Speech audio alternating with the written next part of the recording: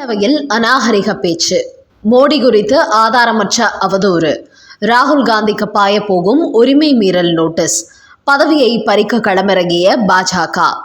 வணக்கம் நண்பர்களே.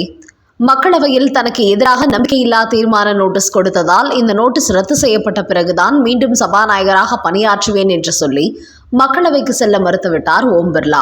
இந்த நிலையில் இந்த நோட்டீஸ் குறித்த விவாதம் மார்ச் 9 எடுத்துக் கொள்ளப்பட உள்ளது. இந்த காலகட்டத்தில் அவர் சபாநாயகர் பணியை மேற்கொள்ளலாம் என்றாலும் கூட என் மீது நம்பிக்கையில்லா தீர்மானம் கொண்டு வந்து விட்டதால் தான் மக்களவைக்கு வரமாட்டேன் என்று கூறிவிட்டாராம்.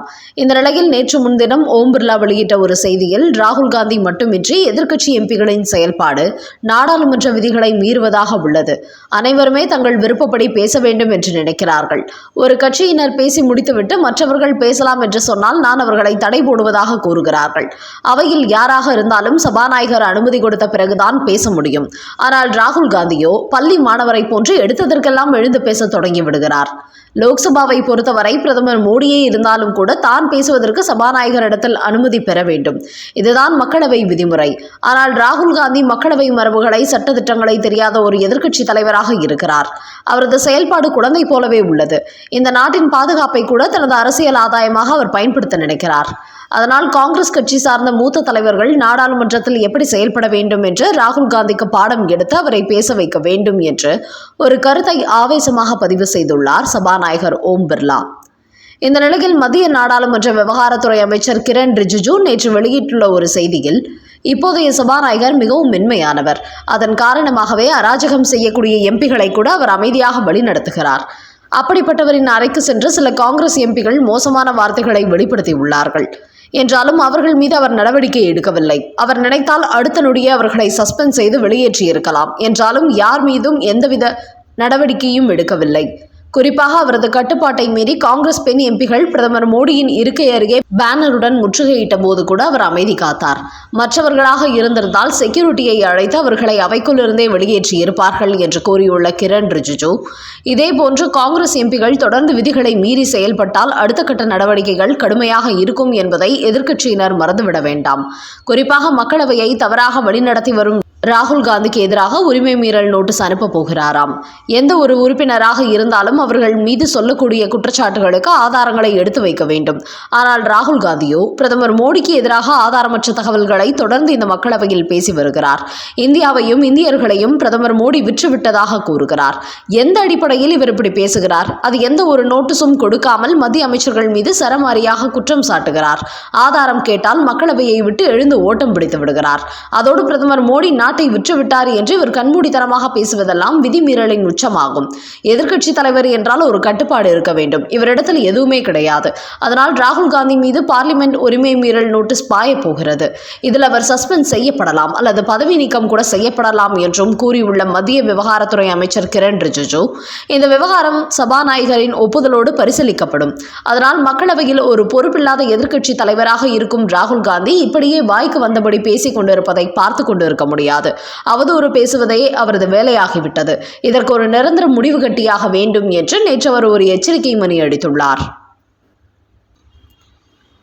அடுத்த செய்தி, கூட்டணி டீல் விவகாரம். மு.க. ஸ்டாலினை அவமானப்படுத்திய ராகுல் காந்தி. தமிழக முதலமைச்சர் மு.க. ஸ்டாலினுக்கு இத்தனை காலமும் திமுகவின் அடிமை போல கூட்டணியில் பதுங்கியிருந்த காங்கிரஸ் கட்சி திடீரென்று பொங்கி எழுந்து ஆட்சி அதிகாரத்தில் பங்கு, கூடுதல் தொகுதி என்று கொடிபிடித்து வருவதால் அவர்களுக்கு எதிராக எப்படிப்பட்ட நடவடிக்கை எடுப்பது என்று தெரியாமல் தடுமாறி கொண்டு வருகிறார். தற்போதைய நிலவரப்படி காங்கிரஸ் கட்சியின் இடத்தில் எகிரி பேசினால் கூட்டணியில் இருந்து கூட வெளியேறி விஜய் கூட்டணியில் இணைந்து விடுவார்கள். அதனால் சலசலப்பு ஏற்படுத்தாமல் அமைதியான முறையில் பேச்சுவார்த்தை நடத்தி அவர்களை கூட்டணியில் தக்க வைத்துக் கொள்ள வேண்டும் என்கிற எண்ணத்தில் அமைதி காத்து வருகிறார். அதே சமயம் காங்கிரஸ் கட்சியின் நிர்வாகிகள் ஆட்சி அதிகாரத்தில் பங்கு என்கிற விவகாரத்தில் பின்வாங்காமல் தொடர்ந்து திமுகவை விமர்சனம் செய்து வருவதால் நேற்று தான் கலந்து கொண்ட ஒரு நிகழ்ச்சியில் தமிழ்நாட்டில் கூட்டணி கட்சி செட் ஆகாது, அதை தமிழ்நாட்டு மக்கள் விரும்ப மாட்டார்கள் என்று பேசியிருந்தார். அதையடுத்து காங்கிரஸ் கட்சியை சார்ந்த பிரவீன் சக்கரவர்த்தி, மாணிக்கம் தாக்கூர் ஆகியோர் உடனடியாக மு.க. ஸ்டாலினுக்கு பதிலடி கொடுத்தார்கள். இதனால் அண்ணா அறிவாலயத்திலிருந்து டெல்லி காங்கிரஸை தொடர்பு கொண்டுள்ளார்கள். ஆனால் இதுகுறித்து அக்கட்சியின் தலைவர் மல்லிகார்ஜுன கார்கேவை தொடர்பு கொண்டபோது ராகுல் காந்தி இடத்தில் இப்போதைக்கு பேச முடியாது, அவர் ரொம்ப பிஸியாக இருக்கிறார் என்று சொல்லி போனை கட் பண்ணி விட்டாராம். இது மு.க. ஸ்டாலினுக்கு கடுமையான அதிர்ச்சியை கொடுத்திருக்கிறதாம். தமிழ்நாட்டில் உள்ள காங்கிரஸ் கட்சியினர் தனக்கு எதிராக குரல் கொடுக்கும் இந்த நேரத்தில் ராகுல் காந்தியும் தன்னை அவமதித்ததால் இப்படியே ஒரு முடிவுக்கு வராமல் போனால் என்னதான் செய்வது என்று புலம்பி தள்ளி இருக்கிறார். அப்போது ஸ்டாலினை சந்தித்த செல்வ பெருந்தகை டெல்லி தலைவர்களை பற்றி பிரச்சனை இல்லை, அடிமட்ட தொண்டர்களின் உணர்வுகளை புறக்கணிக்க முடியாது என்று சில காங்கிரஸ் நிர்வாகிகள் தான் அவரை சம்மதிக்க விடாமல் தடுத்து நிறுத்துகிறார்கள். இப்படியே போனால் தென்னிந்தியாவில் உள்ள அத்தனை மாநிலங்களிலும் காங்கிரஸ் ஆட்சிக்கு வந்தாலும் தமிழ்நாட்டில் மட்டும் நடக்கவே நடக்காது. திமுகவே காங்கிரஸ் கட்சியை வளரவிட மாட்டார்கள் என்று பல புகார்களை டெல்லிக்கு தெரிவித்து விட்டார்கள் என்று கூறியுள்ள செல்வ பெருந்தகை, கொஞ்சம் அமைதியாக இருங்கள், எல்லாம் ஒரு முடிவுக்கு வந்துவிடும் என்று கூறியுள்ளார். அதனால் 2026 சட்டமன்ற தேர்தலில் திமுக காங்கிரஸ் கூட்டணி தொடருமா இல்லை உடைந்து விடுமா என்கிற குழப்பங்கள் அதிகரிக்க தொடங்கிவிட்டது. அடுத்த செய்தி, கனிமொழியை ஓவர்டேக் செய்யும் சபரீசன். தென் மண்டலத்துக்கு விசிட் அடித்ததால் வெடித்த சலசலப்பு.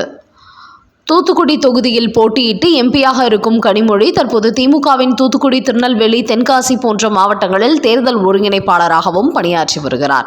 இப்படி திமுகவின் தென் மண்டல பொறுப்பாளராக நியமிக்கப்பட்டிருக்கும் கனிமொழி இதை வைத்து தெற்கு மண்டலத்தில் தனக்கென ஒரு செல்வாக்கை உருவாக்கிவிட வேண்டும் என்று திட்டமிடுகிறார்.